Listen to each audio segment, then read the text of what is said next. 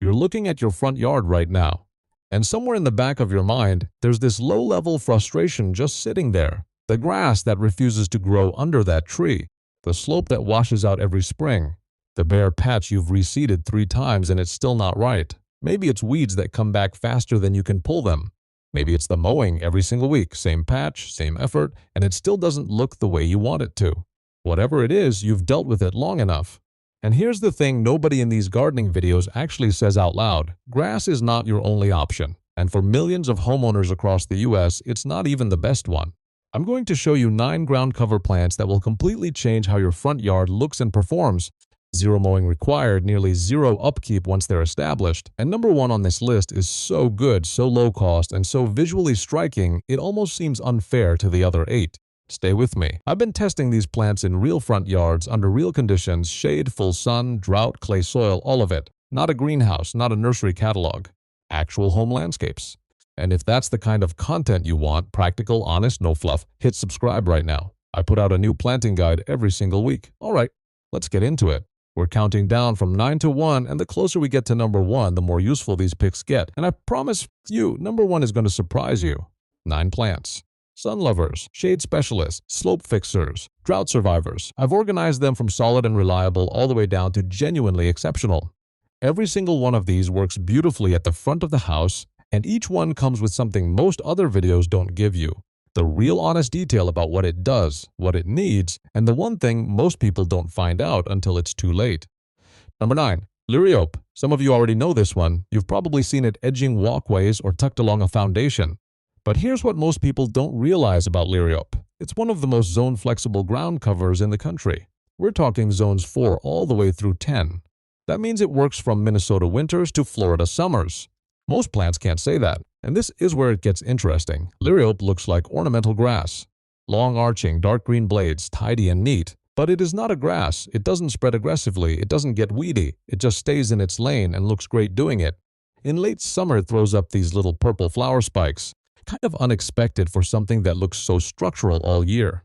And you know exactly what I mean if you've ever dealt with that dead space under a big shade tree where absolutely nothing wants to grow. Liriope goes there, happily. It tolerates full shade, which most ground covers can't touch. The variety Big Blue is probably the most widely available, and Liriope spicata will spread more if you want coverage. But in a front yard, Liriope muscari, the clumping kind, is the better call. It stays put, it's deer-resistant, and one thing people discover only after they've already bought something else and been disappointed. Liriope is almost indestructible once established. You water it through the first season. After that, you basically ignore it. That's the version of a front yard most homeowners are actually looking for. One more thing I'll add here that almost nobody mentions. Liriope handles erosion on gentle slopes quietly and without any drama. It's not flashy about it, but that root system grabs the soil and holds it season after season. If you've got a slight grade at the front of your house that you've been staring at wondering what to do with, Liriope is genuinely one of the cleanest answers you'll find. Number 8. Ajuga. And this is one I want you to pay attention to because most people overlook it, and they genuinely shouldn't. Ajuga reptans. Bugleweed. It gets planted, it spreads, and by spring it does something that stops people on the sidewalk. It sends up these columns of deep blue-violet flowers right at ground level, just a carpet of purple. And under that, the foliage. Dark, almost metallic bronze or burgundy depending on the variety. We're talking about a plant that looks designed. Not like a ground cover you planted because you had nothing else to put there. It actually looks like something a landscape designer chose intentionally. Zones 3 through 9. That's almost the entire continental US. And the part nobody tells you, Ajuga does this in the shade. Deep shade. Under your magnolia, under your oak, in that north-facing strip along the fence that has never once grown anything properly. It doesn't just survive there, it actually thrives. There are over 40 species of Ajuga, by the way, but what you'll find at the nursery are the cultivars. And the ones worth seeking out are black scallop with near black leaves and intense violet flowers, and burgundy glow, which gives you tricolored foliage. Green, white, and pink all at once. Those aren't common front yard plants, those are conversation starters. Now here's the honest truth about Ajuga. It spreads by runners, underground stolons. And in some gardens, especially wetter conditions, it can move into your lawn a little more than you'd like. So you do want to edge it once or twice a year. That's really it. A pair of edging shears, maybe 20 minutes in the spring. For what you get back, full dense coverage, spring color, dramatic foliage, almost zero work otherwise. That trade is extremely fair. Number 7. Pachysandra terminalis, the one that has been in American front yards for decades and somehow still gets underestimated. And this is where it gets interesting. Most people buy Pachysandra because their parents had it, or because someone recommended it vaguely. But they don't actually know why it works, and that's important. Pachysandra is a broadleaf evergreen, which means it gives you dense, dark green coverage through every single season, winter included. When everything else has gone dormant and your front yard looks like a parking lot, Pachysandra is still there, low lush, doing its job. Zones 4 through 9. And here is the detail that surprises most homeowners. Pachysandra spreads via underground rhizomes, which sounds alarming, but in practice it means it quietly fills in over 2 to 3 seasons without you doing anything. You plant the flat of starts, you water them in, and then you come back next spring and it's denser. The spring after that, it's solid coverage. Now, something I want you to know because most videos don't say it. Japanese Pachysandra terminalis has been flagged as invasive in Virginia and DC, and it can move into natural areas if planted near woods or natural edges. If that's a concern for you, look for Pachysandra procumbens. That's the Native American version. It's slightly slower to establish, but completely appropriate anywhere in the US. Either way, for deep shade ground cover that actually looks polished year-round, Pachysandra is almost unmatched. Number 6. Sedum. And I want to be specific here because sedum is a massive category and the wrong variety will frustrate you, while the right one will genuinely astonish you. Sedum reflexum, also called blue spruce stonecrop, is what I'm recommending for the front of your house. Zones 3 through 9. Full sun. And it is drought tolerant in a way that almost doesn't seem real. You've probably seen succulent planters, right? Sedum is the same family. Fleshy, water-storing leaves, which means this plant can sit through a dry summer and just keep going. No irrigation, no supplemental watering once it's established. What surprised me the first time I saw it in person, the texture is nothing like what you'd expect from a ground cover. It's almost sculptural. These little blue-green needle-like leaves that give the whole area a kind of texture and interest you just don't get from a flat mat plant. In summer, it produces these small yellow star-shaped flowers that pollinators absolutely love. And it roots along its stems as it spreads, which actually helps with erosion control on any slight slope. Cost per square foot is extremely low, spreads fast, handles neglect better than almost anything else on this list. If your front yard gets baking afternoon sun and you don't want to run a sprinkler every week, this is the one. Pause here for a second, because I know what you might be thinking. Which of these actually works for my yard, my zone, my conditions? Here's a quick way to think about it. If your front area gets solid shade, number 9, 8, or 7 are your picks. If it's all sun and you've had drought issues, number 6 and the 2 still to come are where you want to focus. And if you want actual spring color that your neighbors will stop and take photos of, keep watching, because what's coming up next is one of the most dramatic plants in this entire list. And most people only discover it after they've already spent a season being disappointed by something else.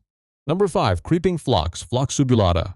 And I say this without exaggeration. In spring, this plant is one of the most stunning things you can put in a front yard. We're talking a full carpet of color, pink, white, lavender, deep purple. It blankets the ground completely for about 6 weeks in spring, and the density of the bloom is genuinely remarkable. You've probably seen it cascading over a retaining wall or spilling over the edge of a raised bed. That's creeping phlox doing what it does. Zones 3 through 9, native to North America, which matters because native plants can never be invasive by definition. If you're in a region where you're concerned about planting something that could escape your yard and cause problems in natural areas, creeping phlox is one of the cleanest options on this entire list. And here's the part that matters most. It is evergreen. After the flowers finish, the foliage stays green and low and full for the rest of the year. So you're not left with a dead brown patch in summer. It just transitions from spectacular to quietly attractive. It handles slopes beautifully. The root system grips the soil and the dense mat prevents erosion without you doing anything, sun to part shade. Low water needs once established. And this is something most people don't realize. It actually tolerates light foot traffic, not heavy traffic. But kids walking through it occasionally, yes, it bounces back.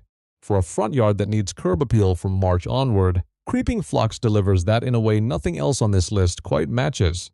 One thing worth knowing, planted in groups, not single plants. A single creeping phlox plant is small. A grouping of 7 or 9 plants on a slope? That's what you've seen in the photos that made you want it in the first place. Number 4. Vinca minor periwinkle. And I have to be completely honest with you here, because this plant has a complicated reputation and you deserve the full picture. Vinca minor is one of the fastest spreading ground covers you will ever plant. Glossy, dark green leaves, evergreen, blue-violet flowers that appear in spring and then again in fall. And it goes everywhere. Sun, shade, slopes, dry soil, moist soil, zones 4 through 9. It genuinely does not care about your conditions. It will grow. That's the remarkable part. But here's what most videos skip over. Vinca minor is invasive in many parts of the United States, particularly in woodland edges and naturalized areas. If your front yard is surrounded by lawn and pavement, you're probably fine. Edge it once a year, done. But if you live near woods, near a natural area, or anywhere in the mid-Atlantic or southeast, you should know that it has the potential to escape and displace native plants. That is a real thing, and I'm not going to pretend it isn't. For a contained front yard bed with clear edging, Vinca minor is phenomenally effective and genuinely beautiful. Just go in with your eyes open, edge it, watch it, and if you're in an ecologically sensitive area, look at number 5 or number 3 instead. Number 3, and this is the one that I think surprises people the most when they first hear it because it is not what anyone expects. Micro clover, not regular white clover, micro. And the difference matters enormously. Microclover is a miniaturized cultivar of standard clover. The leaves are significantly smaller. The growth habit is much lower and denser, and it does not produce the same kind of big fluffy bloom that regular clover throws up constantly, which means it actually looks like a lawn from a distance. A very smooth, very green, very lush lawn, zones 3 through 10, basically everywhere in the continental US. Here is what most people don't realize until they dig into the research. Microclover fixes nitrogen directly from the air into the soil. Your lawn is essentially fertilizing itself. You put this in your front yard, and in 2 seasons the soil health improves noticeably. No fertilizer, no inputs, it handles foot traffic well, it attracts pollinators with its small flowers. And in drought conditions it goes dormant briefly and then bounces back on its own when rain returns. The honest caveat, it does go brown in a hard freeze. So if you're in zone 4 or 5 and you want something green in January, microclover is not that plant. For spring through fall though, it is one of the most low-effort, high-reward options in this entire list. Landscapers are only now starting to recommend it widely, which means most homeowners are still discovering it late. Don't be one of them. Number 2, creeping thyme, Thyme serpulum, and this one has genuinely earned its place near the top of this list. Because it does something almost nothing else on this list does, it is walkable. You can step on it. You can plant it between stepping stones and walk across it every single day. And when you do, it releases this soft herbal fragrance into the air every single time. That alone should be enough to put it in your front yard. Zones 4 through 9, full sun. And this is important, it needs at least 6 hours. If your front yard is heavily shaded, skip this one and go back to number 7 or 8. But if you've got sun, creeping thyme is nearly magical. Low, dense, soft mats of tiny leaves. In early summer, it explodes into color, pink, lavender, sometimes white, and the bees absolutely swarm it. Your neighbors will stop. They'll ask what it is. It's a conversation that happens every time. Here's the part most people don't find out until after they've planted it. Establishment is slow. Year 1, it looks sparse, honest. That first season, you're going to wonder if you made a mistake you didn't. Year 2, it starts filling in. Year 3, you have something extraordinary. It does not like wet, heavy clay soil. If that's what you're working with, amend it or choose a different plant. But for well-draining soil in a sunny front yard, creeping thyme is one of the most beautiful, most fragrant, most rewarding things you can plant, and it essentially requires nothing from you once it's established. Number 1, creeping jenny. Lysimachia, nummularia, and specifically the golden variety. Oreo, some of you are raising an eyebrow. Creeping jenny? Really? Yes, and here's why. When you plant the golden creeping jenny, what you get at the front of your house is a carpet of chartreuse gold foliage. Dull green, not muted. Bright, almost luminous gold green that practically glows in morning light. From the street, it looks deliberate. It looks designed. It looks like someone who knows exactly what they're doing put that there. And that's what curb appeal actually is, that reaction. Zones 3 through 9, full sun to part shade. Spreads quickly by trailing stems that root wherever they touch soil, which means year 1, it fills in. Year 2, you have dense, full coverage. Small bright yellow flowers appear in summer. It handles damp, moist soil conditions better than almost anything else on this list, which is the opposite of what you usually hear from ground covers. Most need sharp drainage. Creeping jenny actually wants moisture. For those of you with a low-lying front area that tends to stay wet, this is your answer. Now, I want to be honest about the invasive question because I've said it for other plants and I have to say it here too. In the Midwest and Northeast particularly, and in states like Massachusetts, Virginia, and Indiana, standard green creeping jenny has a noted invasive history near wetlands. The golden Oreo variety is significantly less aggressive. It still spreads, but it's manageable with an edge once a year. Plant it in a defined bed. Keep it off the lawn edge. And you will have one of the most striking, most effortless front yard transformations you've ever seen. For the cost, a 4-inch pot runs between $3 and $5 at most nurseries. The return is extraordinary. Nothing on this list gives you that combination of visual impact, ease of care, and low cost. That's why it's number 1. Alright, bonus time. Because if you've watched this far, you deserve something the other videos don't give you. 3 things most people only figure out after they've already made an expensive mistake. First, timing. In most US zones, the ideal planting window for any ground cover is early fall or early spring, not summer. Summer planting puts new roots under heat and drought stress immediately, and you end up watering constantly to keep them alive. That's the opposite of low maintenance. Plant in the shoulder seasons and establishment is dramatically smoother, faster, and far less stressful. For most of the continental US, early September through October is actually ideal. The soil is still warm enough for root growth, but the air temperature is cooling down. You get the best of both. Second, the one to avoid. English ivy. I know. It's everywhere. I know it looks amazing on a hillside and in magazine photos, but English ivy is invasive across most of the continental US. It destroys tree bark, it harbors pests and rodents in its dense mats, and in many states it's actively being removed from natural areas and parks right now. There are better options for everything ivy supposedly does. Use creeping phlox for slopes, liriope for shade, vinca for fast coverage. Don't plant ivy. Third, and this is the one that actually separates as a nice front yard from a remarkable one, layering. The front yards that people stop in front of, the ones that feel designed and intentional rather than just covered, they almost always layer 2 plants together. Something taller and structural at the back of the bed, like liriope or ajuga. Then something lower and spreading at the front edge, sedum, creeping thyme, creeping jenny.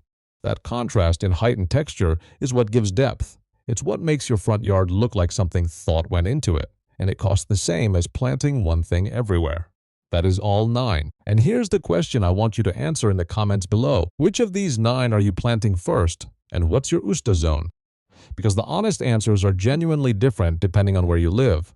Zone 4 in Minnesota is a completely different problem than Zone 8 in Georgia.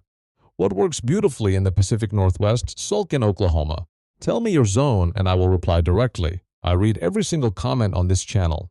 If you own a home and you've been fighting your front yard for years, share this video with someone who needs it. And if you haven't subscribed yet, now is the time. Because next week I am going deep into the exact planting technique that gets any ground cover established twice as fast, including the one mistake that kills newly planted covers before they ever get going. That video is going to save you a season. Don't miss it. See you next week.